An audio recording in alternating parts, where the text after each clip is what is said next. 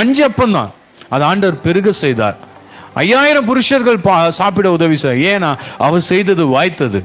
அவர் கூட இருந்த சீஷர்களுக்கு தெரியல, குறைவுதான் பேசினாங்க.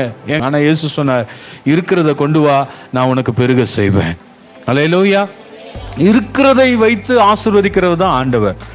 வருமானம் பெருகி இருக்கணும், உன் குடும்பத்துக்கு நீ ஆசீர்வாதமா இருக்கணும். யாராவது ஒரு பொறுப்பை கொடுத்தா நான் கண்டிப்பா செய்யறேன்னு சொல்லணும். காரணம், கர்த்தர் இந்த வாக்குத்தத்தத்தை கொடுத்திருக்கிறார்.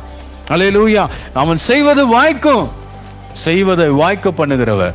இன்னைக்கு நிறைய பேர் பாருங்க, தரித்திரம், எப்ப பாரு தரித்திரம். சிலருக்கு கடவுளுக்கு கொடுக்க மனசு வராது. நான் பல முறை சொல்லுவேன், நீ கடவுளுக்கு கர்த்தருக்கு காணிக்க கொடுப்பதுல தரித்திரம் படாதே, கர்த்தரை கனம் பண்ணுவதில் தரித்திரப்படாதே. கர்த்தருக்கு இல்லைன்னு சொன்ன வாழ்க்கையில எதுலையுமே இல்லாமே தான் இருக்கும். அவன் செய்வது வாய்க்கும். எல்லாம் சொல்லுங்க, அவன் செய்வது வாய்க்கும், அவன் சொல்வது வாய்க்கும், அவன் செய்வது வாய்க்கும்.